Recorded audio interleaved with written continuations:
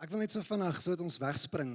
Ons landereeks wat ons in die laaste 3 weke stilgestaan het by huwelike. Wat is God se plan en sy opinie en sy woord oor huwelik? En baie van ons hoor dit en dan dink ons, okay, maar hierdie klink vir ons soos 'n huweliksberadingssessie. Wat dink julle nou van ons? Dink julle ons huwelike is hier op die rotse? Is dit nodig om 3 weke te preek oor huwelike? Gaan dit so sleg met die huwelike in Littleton? Nee, glad nie.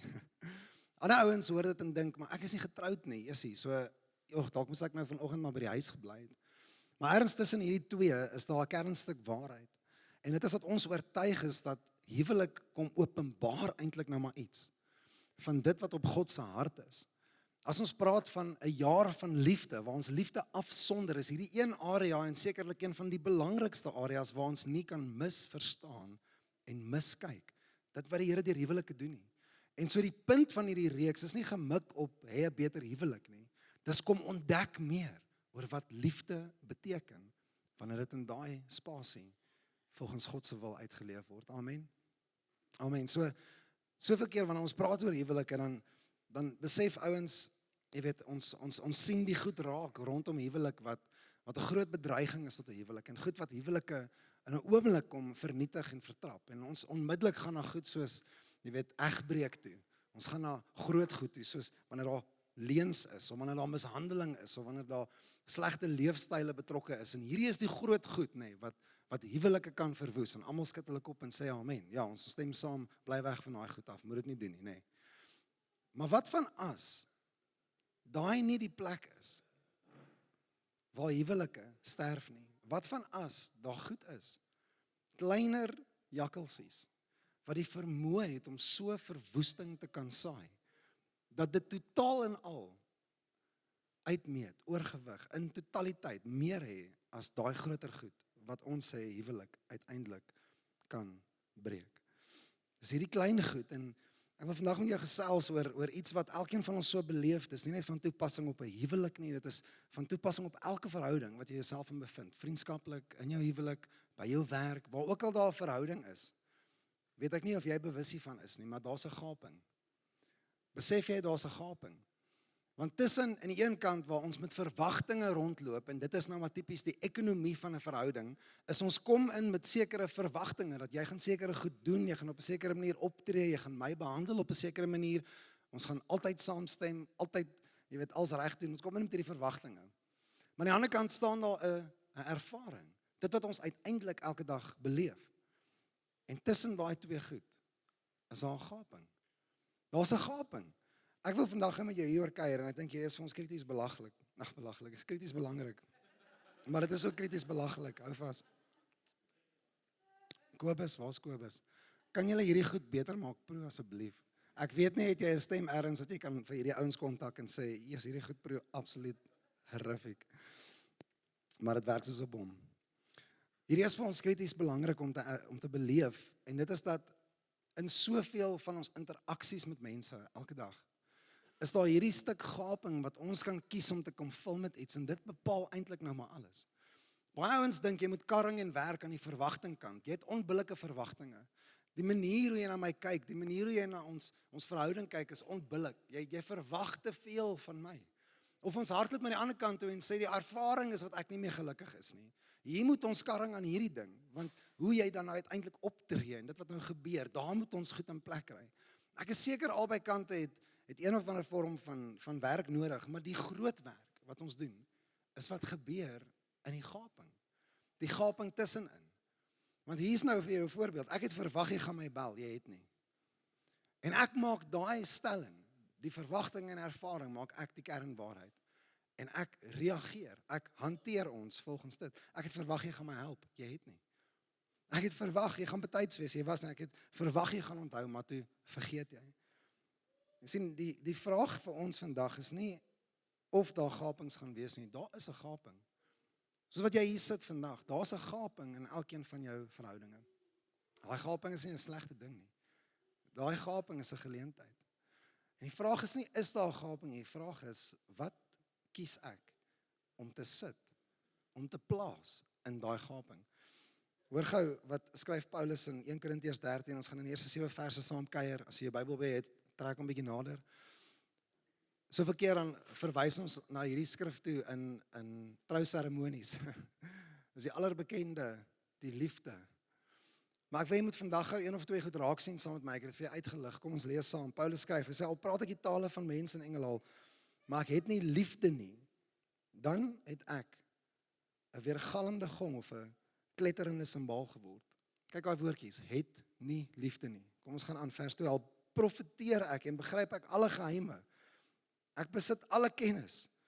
Ek het al die geloof om berge te versit, maar ek het nie liefde nie, dan is ek niks. Vers 3, al deel ek al my besittings uit, al gee ek my liggaam oor, sodat ek daarop kan beroem. Maar ek het nie liefde nie, dan baat dit my niks. Net vir 'n oomblik gou daar stop.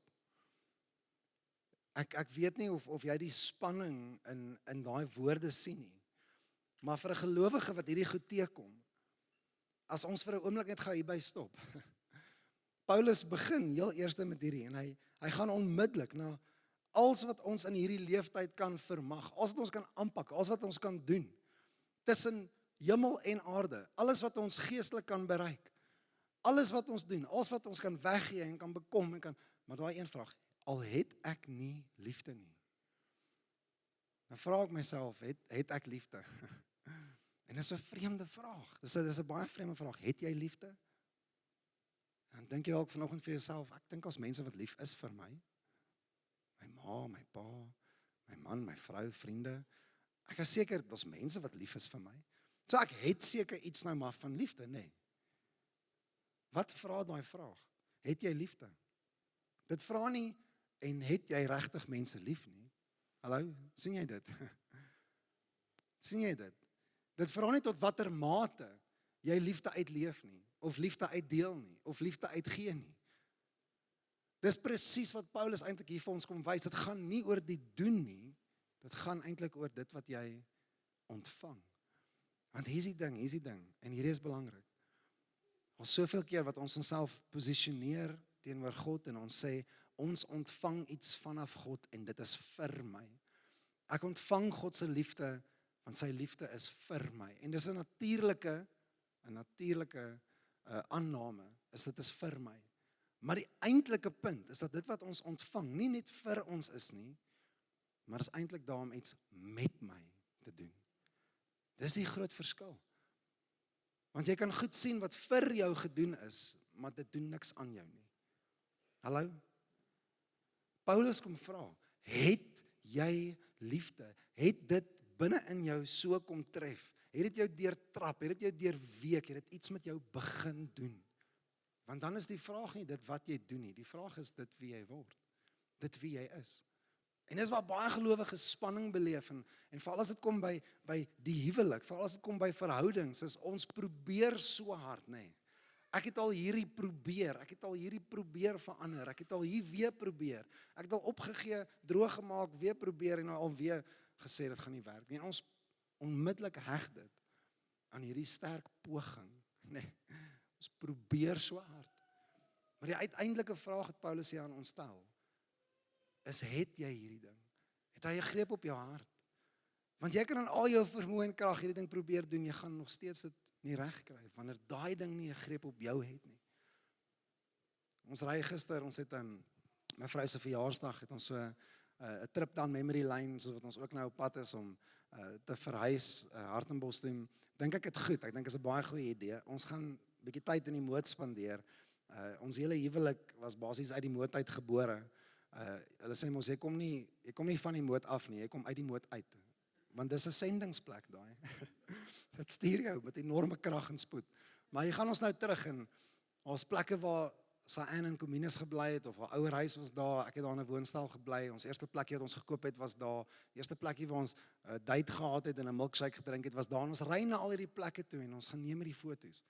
En in my kop dink ek is 'n briljante idee, maar wat ek nie voorberei het nie, wat ek nie voor gebaken het nie, is dat ek die enigste in my kar gewees, of sit in chunks soos 'n klein dogtertjie. En almal in die kar is, wat gaan aan? Jy weet, Luca, papa, is jy okay? Ek is 100. Hierdie aircon is in my oë. En ek beleef iets. Ek sê vir sy eintlik, dit is so kosbaar dat dit wat ons beleef het in daai 8 jaar. Ek sê vir haar, my woorde was, ons was kinders. Ons is nou nog. Ons is daar met 'n bietjie ouer. Maar 8 jaar terug, het daai seisoen net iets vir ons gedoen nie. Dit was nie net plekke waarin ons gebly het nie, en restaurante waardeur ons beweeg het nie, en strate wat ons deur gery het nie. Daai plek het iets met ons gedoen. Uiteindelik toe ons terugkyk, erken ons nie eers die mense wat daar gebly het nie. Ons kom toevallig by die huis aan wat ons gekoop het, nou is ons half so, ons is nie eintlik meer in hierdie kompleks nie, maar hulle laat ons in. Baie maklik. En ons staan tot by die deur en maak die deur, jy weet, hier voor ons oop en die mense is in die huis. Wie is julle? Nee, ons het hier gebly. Nee, maar kom in. Nee, maak die deur oop, soek jy tee, soek jy koffie. Ja, nee, ons is okay, dankie. Maar so kosbaar om dit te erken. Ek wonder, vriende, wanneer jy hierdie woorde lees, het jy liefde in hakkies al so beleef? Dat dit nie net iets is wat vir jou gedoen is nie, maar iets wat met jou gedoen is.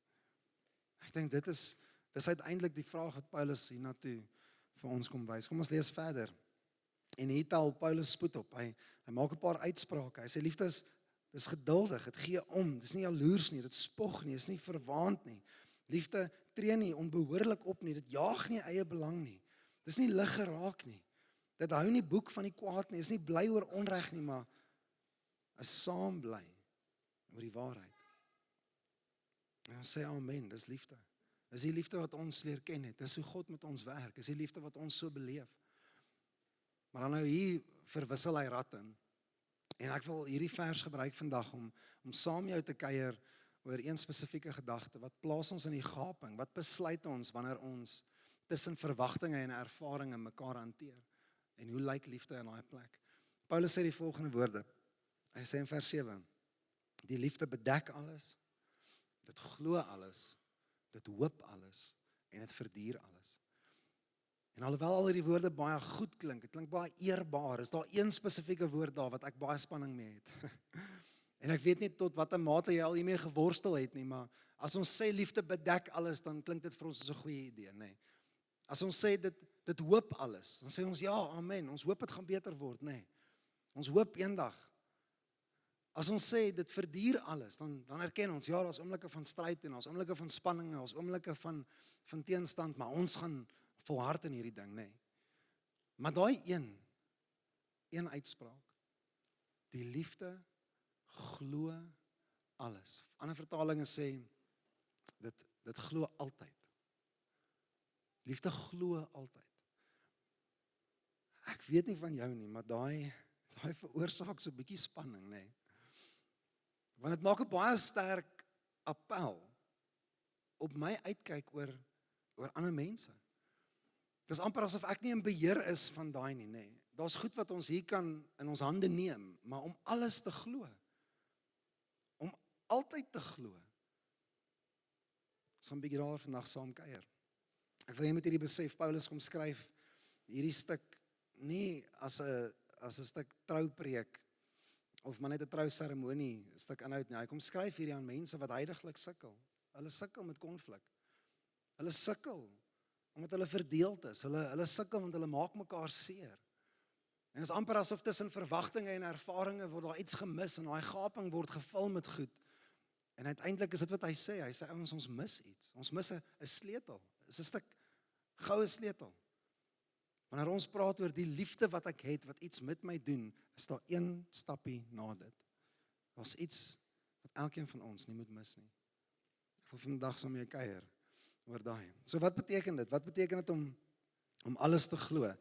Jy moet vandag mooi saam met my lees. Dit sê nie glo enigiets nie. Dit sê nie glo en ignoreer, maak jou oë toe. Wees blind tot goed nie. Dit sê nie maak asof niks verkeerd is nie. Wat sê dit? Paulus sê, liefde kies elke keer om die beste te glo. Om die beste te glo. Hoekom? Hoekom is hierdie belangrik? Hoekom is hierdie belangrik? Kan ek vir jou sê hoekom? Want ons, vir een of ander rede, kry dit reg, dat ons eerste reaksie, ons menslike reaksie, ons negatiewe reaksie is om altyd te gaan na die laagste plek. Ek weet nie of jy dit al beleef het nie. Jy sit in die verkeer, jy's laat vir werk, En onmiddellik gaan jou kop na toe, wat gaan my baas dink? Hulle gaan my fire. Hulle gaan my uitjaag. Jy kry 'n rekening onverwags. Hierdie ding gaan ons bankrot. Ons gaan dit nie maak nie.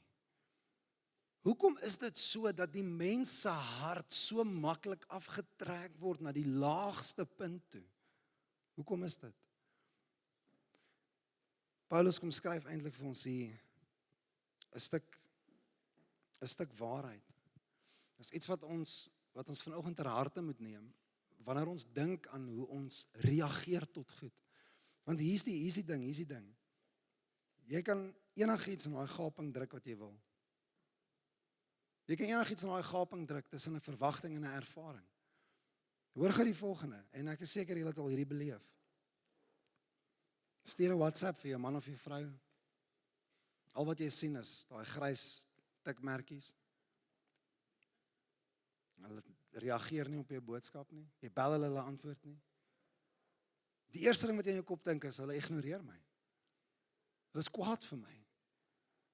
Hulle het die mes in vir my. Hulle wil nie met my praat nie. Ek sien vir hulle belangrik nie. En ons harte gaan na daai plek toe, maar wat van as? Hulle dalk net besig was. Wat van as in ons goeie Suid-Afrika, al daai torings op een oomblik, net nie meer gewerk het nie. En daai boodskap nooit ontvang was nie. Wat van as daar 'n krisis was? En alhoewel al daai feite is wat ons kan aanvaar en kan erken, ja, dis als moontlikhede, is die vraag, wat se een kies ons?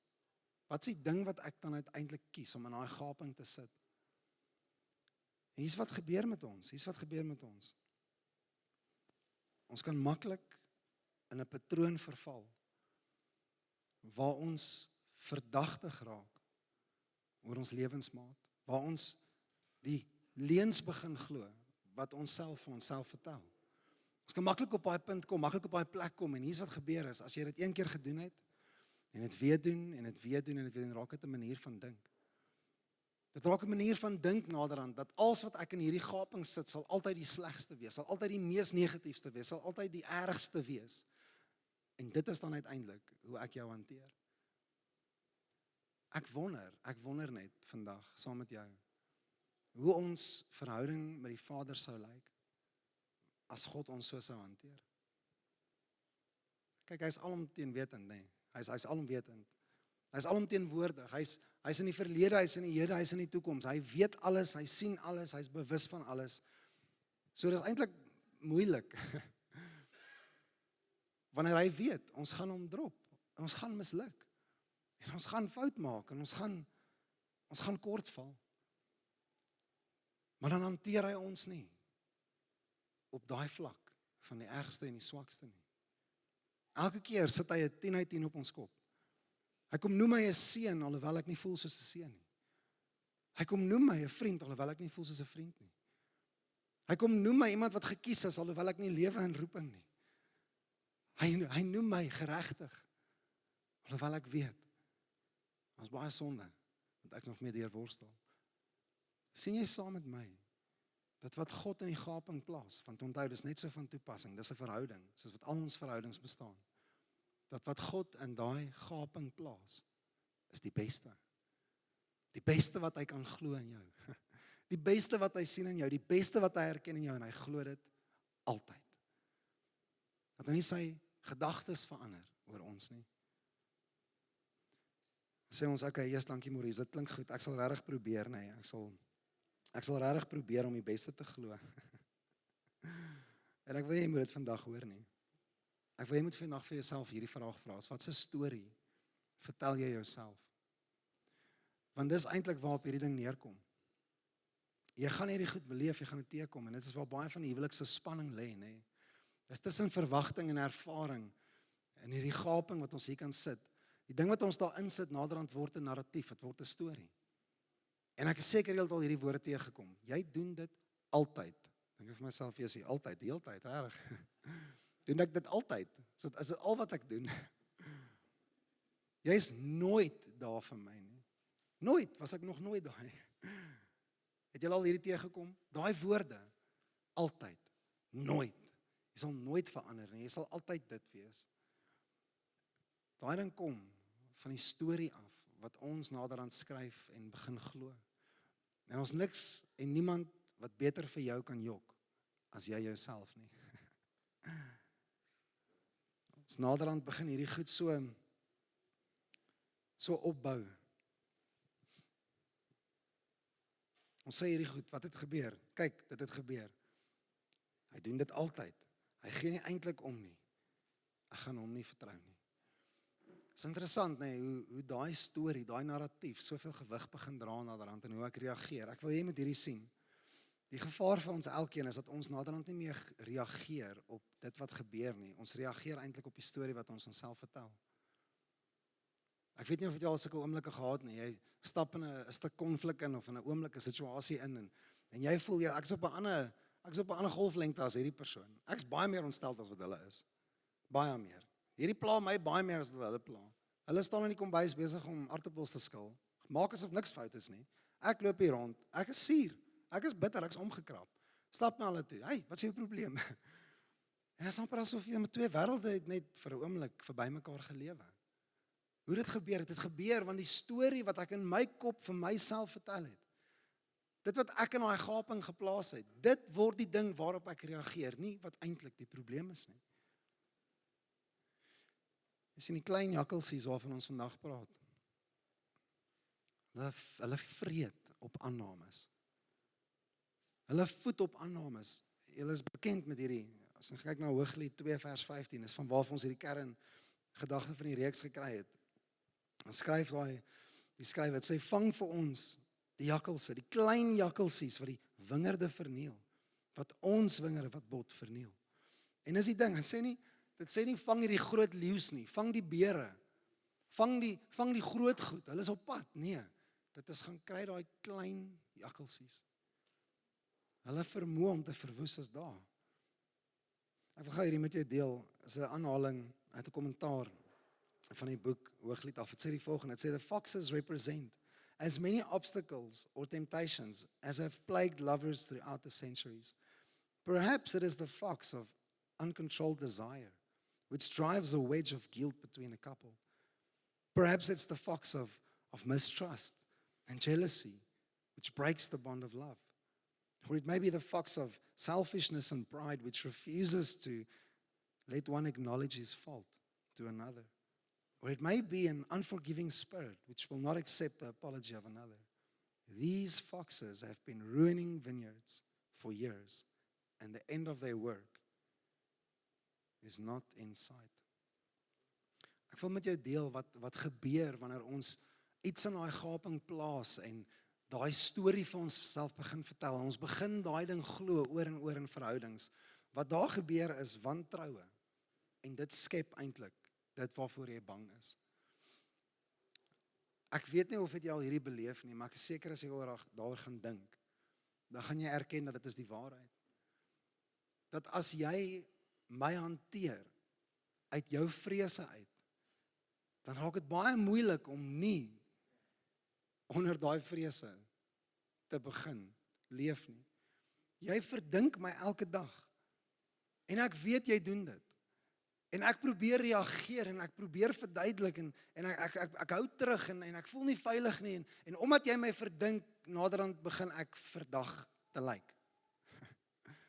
Alhoewel ek niks wegsteek nie. Maar ek is bewus van dit waarvoor jy bang is. Ons weet ons trek swaar finansiëel, elke sent tel. Ons is bewus van hierdie ding, ons is bang, ons maak een of twee foute, ons is bang, ons gaan daarop eindig, ons vrees vir hierdie ding. En naderhand begin daai vrees so 'n gewig raak op hoe ons leef. Dat ons leef amper asof ons al reeds daar is, alhoewel dit nog nie gebeur het nie. Want dis wat gebeur. Dis wat gebeur, wantroue skep eintlik hierdie omgewing, hierdie spasie. Laaf vertroue skep 'n omgewing waar intimiteit sterf. En ek wil hierdie vandag met jou deel, hierdie is so belangrik. Laaf vertroue, wanneer ek die heeltyd voel, jy verdink my. Wanneer ek heeltyd dink, jy is daar om my uit te vang. Wanneer ons heeltyd werk op wat plaas jy in jou gaping en is dit die laagste moontlike ding wat jy kon opdink van my. As ons op daai plek funksioneer, weet jy wat sterf eerst is? Intimiteit. Dis die eerste ding wat sterf. En ongelukkig is dit die belangrikste ding wat sterf. Is intimiteit. Sê my Here werk nie so met ons nie. Hy kom wys ons 'n ander manier en ek dink hier's wat ons vandag vir mekaar moet sê. Ouens, hierdie is nie 'n preek of 'n boodskap gerig tot jy moet beter en jy moet meer nie. Dis eintlik 'n uitnodiging om te kom ontdek, kyk hoe hanteer die Here jou. Op grond nie van verdienste en prestasies en werke en vermoë nie, maar hy hanteer jou op die beste moontlike ding wat hy kan glo oor jou en hy kies elke keer om dit te glo. Hy kies om dit in die gaping te sit. Dat nie een keer draai hy homself na 'n plek toe waar hy verdagtig raak oor ons en ons begin verdink.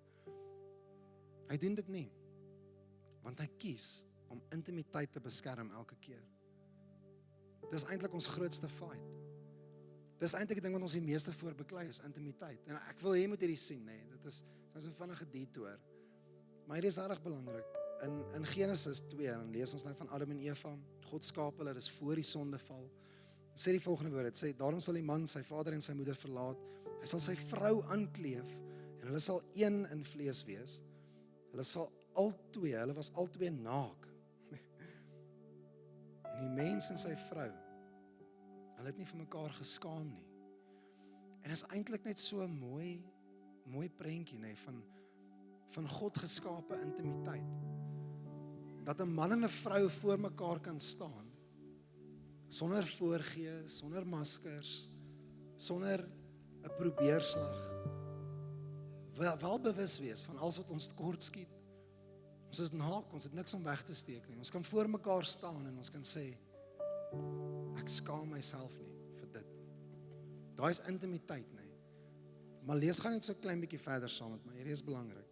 Genesis 4 sê dat die mens en sy vrou Eva, die mens het sy vrou Eva geken, sy ander vertalings, en sy het swanger geword. Dink ek vir myself, ek sal hoop dat hy haar geken het. Was die enigste vrou daar.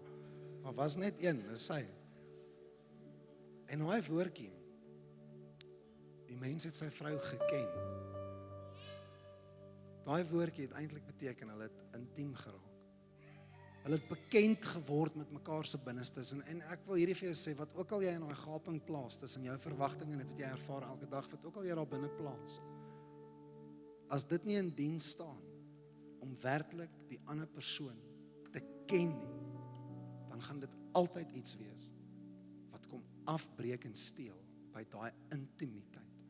Naderhand is ons verwyderd van mekaar, weg van mekaar af, en dis eintlik die eerste plek waar ons veronderstel was, om mekaar te kom omvou en omring en naby te wees. En dis presies eintlik dit wat die Here met ons doen. Nee, ek wil hê jy moet hierdie vandag verstaan. Hy kom sit en prioritiseer intimiteit elke keer. Jaag ek aan? Ja. Mis ek goed? Ja. Voel ek altyd soos 'n seun? Nee. Voel ek altyd soos 'n vriend? Nee. Voel ek altyd geregtig? Nee. Maar die Here daal nie na daai plek toe nie. Hy hou aan. Ek glo die beste oor jou. Ek verdink jou nie. Ek raak nie verdagtig van jou nie. Ek glo die beste. Hoekom? Want ek beskerm die intimiteit. Dis die belangrikste ding. Ek beskerm die intimiteit, dat jy jouself kan wees, alhoewel jy weet, jy misluk. Waar is die sleutel wat Paulus vir ons kom gee? Kom glo alles. Kom glo die beste in jou lewensmaat. Daar's 'n stuk herstel wat ons elkeen vandag moet aanvaar. Dat vir solank as wat ek jou foute wil uitwys, gaan ek jou intimiteit seermaak. Solank as wat ek jou wil uitvang, gaan ek jou intimiteit seermaak. Solank as wat ek jou gaan verdink en jou blameer en jou, die Engels, accuse, gaan ek intimiteit seermaak. Maar die oomblik as ek 'n stappie bo dit reageer, en wat ek in daai gaping sit, is die beste van jou. Is die beste van jou. Dat ek nie met jou wil beklei nie, ek wil vir jou beklei. Ouens, dit is waar ons kan erken, ek het die liefde. Van die liefde het my. Die liefde het 'n greep op my hart. Dis hoe die Here met my werk. Omdat hy my genadig is, in 'n oomblik draai ek om en ek doen dieselfde. En ek leef genadig, ek leef met daai oortuiging. Dalk is dit nodig vir jou vandag om dit te erken, te sê ek het van my lewensmaat 'n vyand begin maak. Ek het van my huis 'n ringgeveg begin maak. 'n kompetisie gemaak. Miskien moet ons 'n stuk herstel vandag inbring daar en sê, ons wil die intimiteit vandag weer kom herstel, kom heel maak. Ek wil jou ken, ek wil jy moet my ken. The good, the bad and the ugly. En wat ons vir mekaar sê is, ons glo die beste. Want dis wat die Here met my doen, amen. Ek wil jou nooi vandag, as jy in 'n paartjie, 'n huwelikspaar is vandag, ons gaan na mekaar toe draai en net mekaar bedien. Net vir mekaar bid. Ek dink is so nodig dat ons net hierdie oomblik neem en vir ons huwelike bid. Net sê, Here, ons vertrou U met hierdie. Dit is nie net dit wat ons kan regkry en doen nie. Here, U moet 'n stuk werk om doen nie. Hierdie liefde moet 'n stuk greep op my hart begin kry. Nog voordat ek dink ek lief kan hê. Nog voordat ek my lewe in diens stel van 'n ander persoon. Want ek sien hier, Here, my lewe kom dien het. Laat toe dat dit my kom verander. As jy nie in 'n huwelik vandag is nie, is dalk in 'n verhouding wat ook al, vat jou tyd alleen en begin bid. Sê, Here, wie is die mens wie ek word? Het hierdie 'n greep op my? Moenie jouself vandag diskwalifiseer omdat jy nie in 'n huwelik is nie en sê hierdie is nie van toepassing nie. Hierdie praat direk met jou hart. Vat 'n oomblik. Kom sê, Here, hoekom is dit dat my hart elke keer na hierdie plekke toe gaan van negativiteit en glo die slegste en raak verdagtig? Vreet op aannames. Here, kom werk met my hart. So kom ons vat 'n paar oomblikke. Kom ons draai na mekaar toe. Ons sal daarvan af in 'n tyd van aanbidding gaan. Maar ek wil jou vra, wees vrymoedig. Draai net so na mekaar toe. Kom ons bid vir mekaar. Kom ons bedien mekaar. En miskien kan jy jouself vandag uitdaag om dalk net een beste stelling te maak. Sê, Here, dankie vir die beste man. Dankie vir die beste vrou. Nie omdat hulle dit verdien nie, maar omdat ek weet, U kyk so na my. Ek glo die beste. En daai is wat die intimiteit gaan kom beskerm, gaan kom oplig, gaan kom heel maak. Amen. Kom ons doen dit. Kom ons vat 'n oomblik, jy is so welkom. Draai bietjie na mekaar toe. Kom ons bedien mekaar. En daarvan af sal ons die diens dan verder vat. Dankie.